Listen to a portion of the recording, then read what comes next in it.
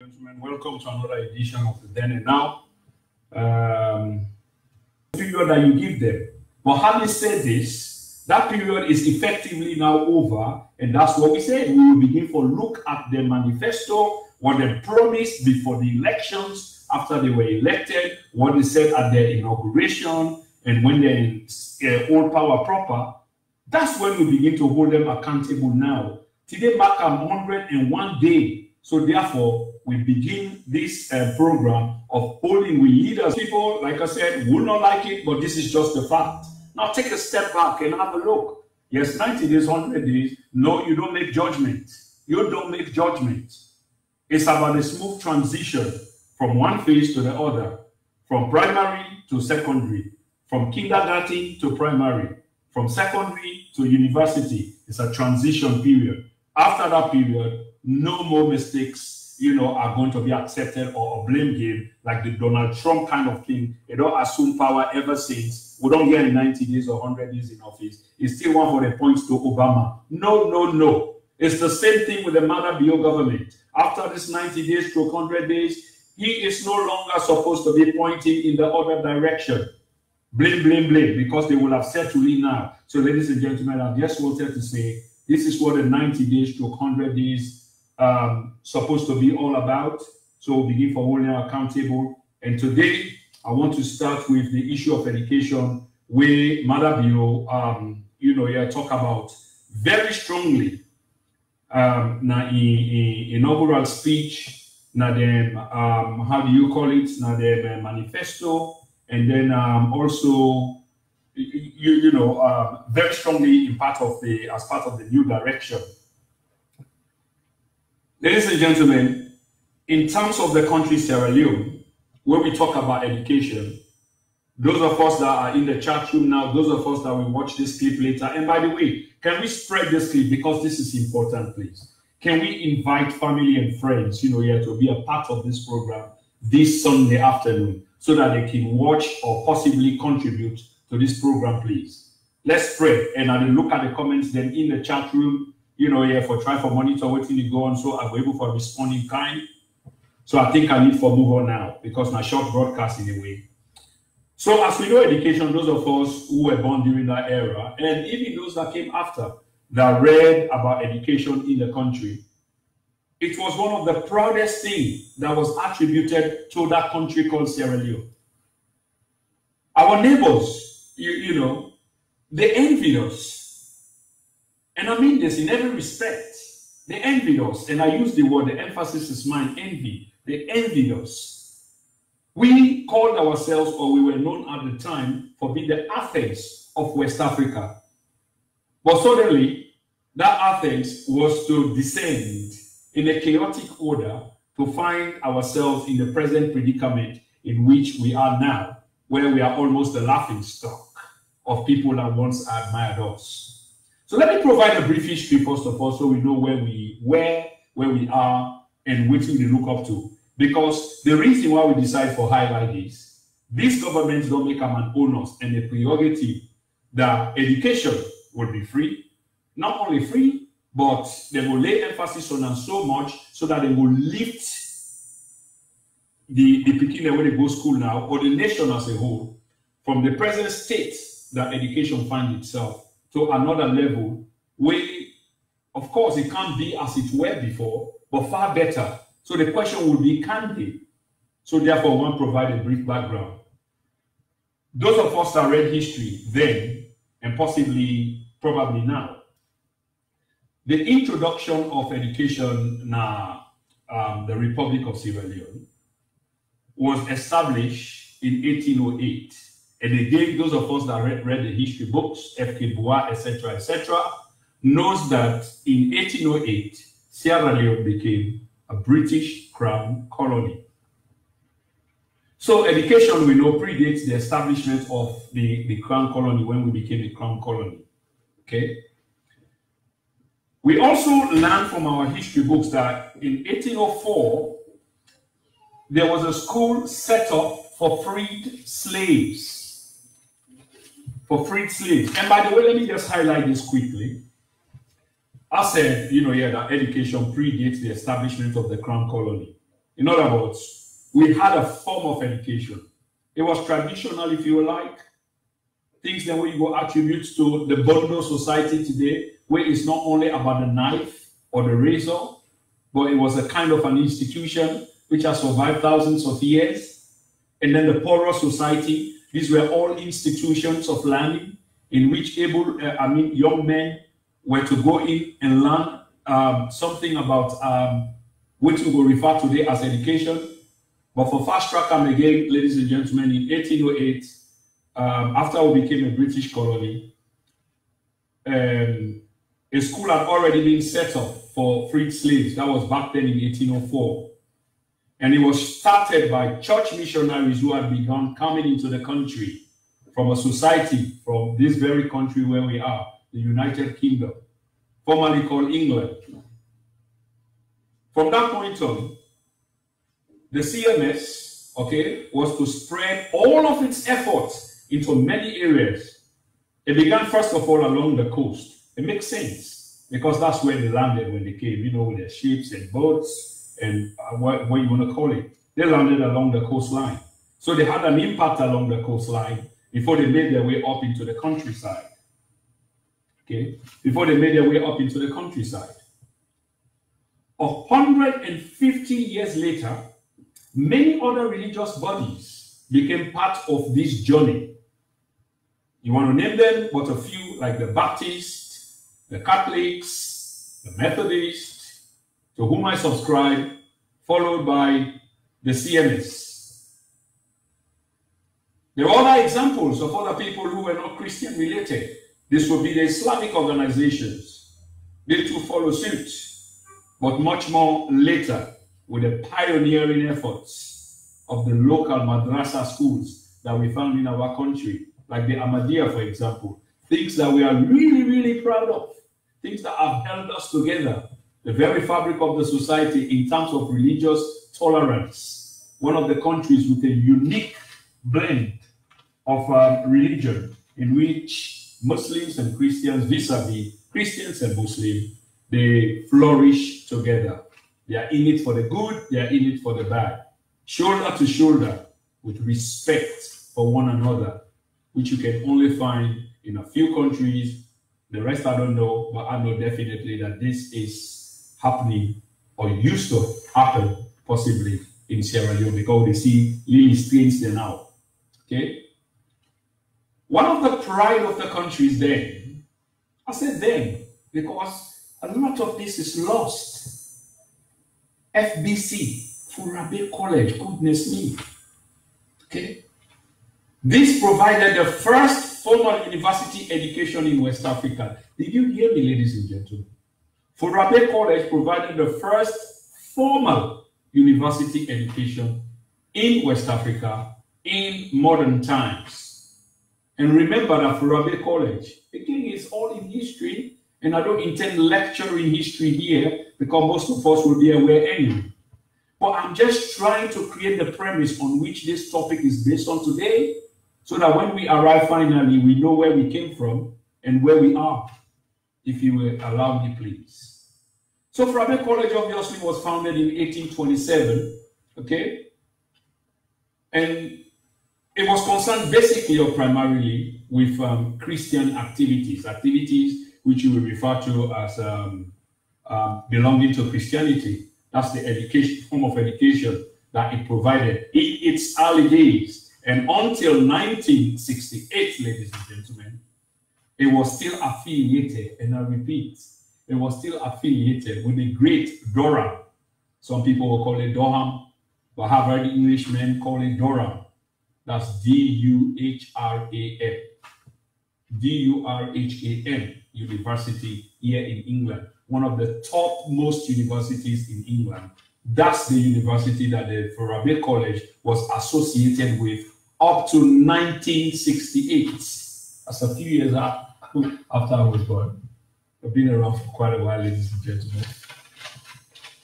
The Furabe College was to later extend its doors or open its doors into other fields. It served the needs of a substantial number. It served the needs of a substantial number of people, of students, if you like, but mainly to English West African speaking countries. So if we look around, most people that got their education at the time, they derived it from Fourabeh College, especially those from the English speaking countries at the time. Because Fourabeh College was at the center of university education in the entire West Africa for many, many years. So this lent pride to the Republic of Sierra Leone. This act alone did lend pride to the country Sierra Leone. Secondary school education, ladies and gentlemen, institutions were equally established. Because remember, it wasn't only Fourabeh. And after all, this was a higher form of education, although it started humbly, you're somewhere down the line to provide education for mainly Christian people, but it also extended its arms, it's opened its doors to other people as well. Okay. So what really happened, there were other primary and secondary educational institutions which were equally established and had a reputation in the region. That's how critically important that country was. So other educational institutions, very critical to the education of the country and applicable to others around the region as well, were already up and running. Just to name a few, which you will know already, were the Sierra Leone Grammar School. Wow. The grammarians, if any one of them are watching now, will be excited, because when you talk about the history of education in Sierra Leone, the grammar school was one of the first and was very predominant, very renowned, quality education for many, many years. It was established in 1845. These are history that I know, because this is history that I read a long time ago, because I was very much interested in all of this as a boy. Then came the Annie Walsh Memorial School. Wow, Annie Walsh. That even when we traveled away from home many, many years ago, you could hear the name Annie Walsh on the lips of foreign nationals. Many, many years ago, 30 years ago plus, when we travel outside of the country, you could hear the names of these schools like Annie Walsh. Proper girls' school that was the envy of most West African nations, okay? It was organized in 1840, okay? That was 5 years before grammar school.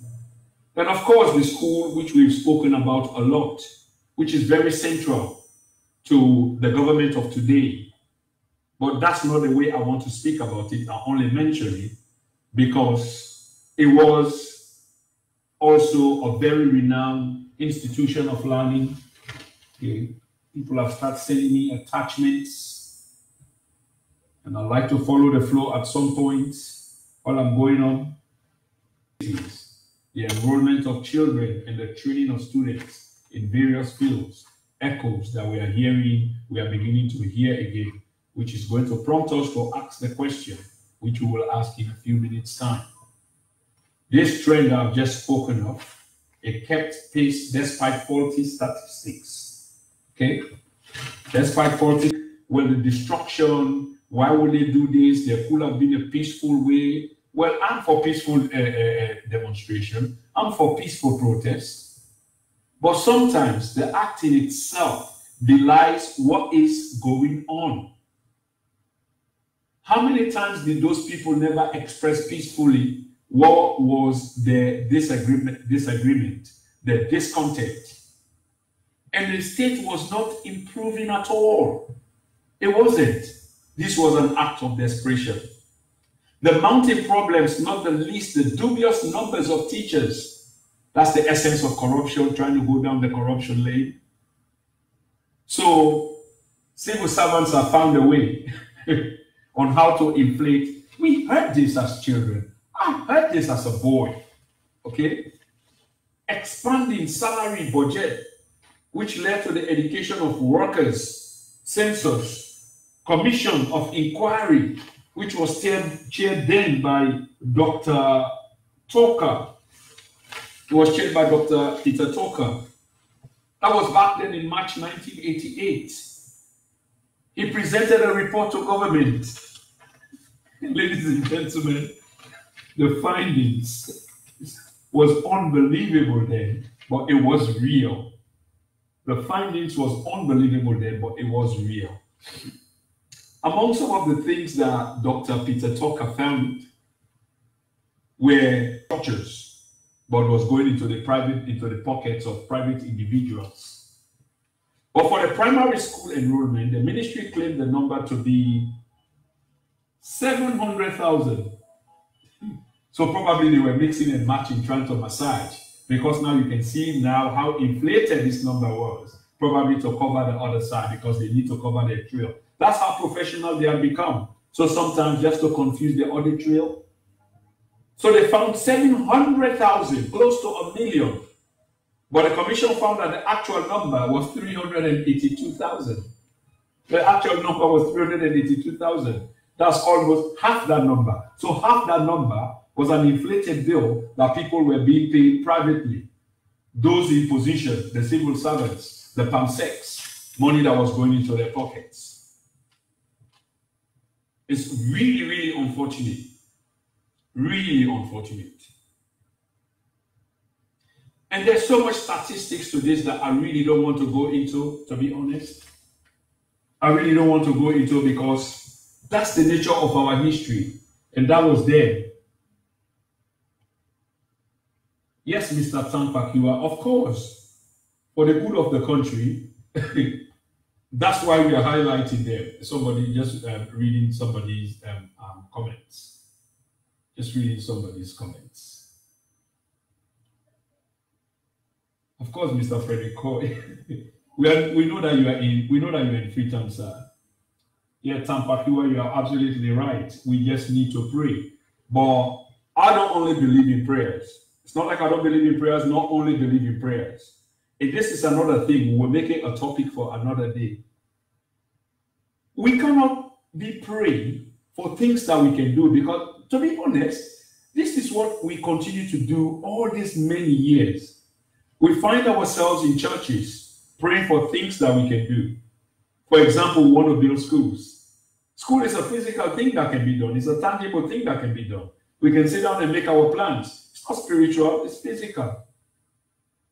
We find people who organize a project, find a chairman for the project, get members of the committee, assign and give all of them assignments on what to do in terms of a project. We do feasibility study. We find a place, buy the place, look for money, how to get the money, make estimates, look for engineer, do an estimate quantitative survey. You know, it's all documented and it's doable just by sitting around the table and talking about it. You don't have to go spend hours in church. You don't have to go spend days in church. Come on. These are all things, that are basic and we need to learn. We need to learn these. Yes, we can pray in our quiet time. Yes, we can worship. But things that we can do for God's sake, we just need to get on to do it. Brother Frederick Coy, welcome to the program, watching all the way from Freetown. Absolutely, sir. I respect you and I hope that you're having a great time. And I know you're having a great time. Olina Joe, this is the first time for you to hear the Maras, the Banguras, the Kokas, the Koromas, the Tourees. So that sends a cool chill down your spine or my spine. Because if these people that are being channeled out now are citizens, then it's obvious that they are tomorrow's leaders. So then it becomes a question of who tomorrow's leaders are. Which direction will they be taking the country? This prospect, ladies and gentlemen, is scary. It will appear that the country is being prepared by and for foreigners, and it seems like it's only a matter of time. This is when things are beyond you. You call for the help of God Almighty. So I can say, Father God, help us. But as gloomy though as the situation might seem,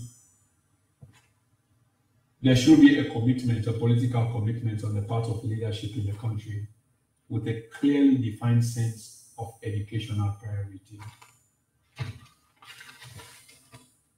As Alison Cissé wrote once upon a time in a West African magazine, the country's past education glory can definitely be recaptured and Sierra Leone can once again become the Athens of West Africa. This is a tall order. It's not impossible, it's a tall order. That's Alison Cissé writing once upon a time in the West Africa magazine. But there we go. The SLPP government, which is now in power, have promised a lot regarding the subject matter which we've just spoken about today.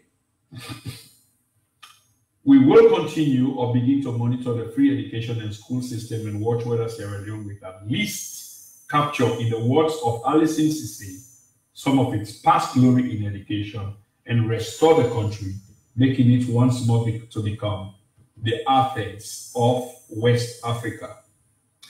Ladies and gentlemen, earlier on, for those of you who joined later, it's important to highlight this, that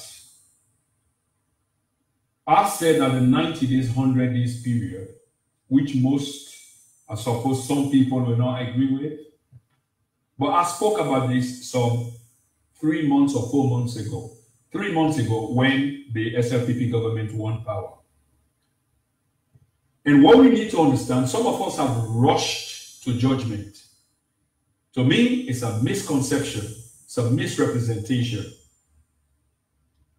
of that phrase, the 90 to 100 days in office. There's a reason why they call it the honeymoon period. I'm just highlighting now because I'm about to land and finish. The reason why they call it the honeymoon period is metaphoric in many respects, but can be used in that context, which is, it's a learning process, it's a transitional process, it's a stock-taking process, it's an auditing process. At the end of this, he also said, eliminating the two-shift system, okay, and he will compensate that with building additional classrooms. He will build additional classrooms to compensate the two-shift system. So instead of students coming on a two-shift basis, they will come, maybe on a one-shift basis, because the additional classrooms will be able to accommodate. Of course, I've said if you're going to increase contractual hours, eliminate two-shift system, build additional classroom, and effective next academic year, of course, free education is going live. 2018 September, free education is live. You've already brokered deals with your international and donor partners who have expressed support and commitment to this your project. Okay. You've also set up a committee to establish a high-level interministerial and partnership. That's 2 committees and another one which is a technical group and relevant in terms of performance with other agencies. That's MDs and etc. I can also say from readings I've done, you have embarked on reviewing the educational security planning. You've asked to strengthen the information system, because you believe that to improve education is a fiscal liability. So therefore, you've appropriated 20% of your government's or of national GDP to fund this policy. I also know that you are promising to develop capacity of school inspectorate. You are trying to depoliticize the board of governors of school. That is, you're trying to restore some kind of reputation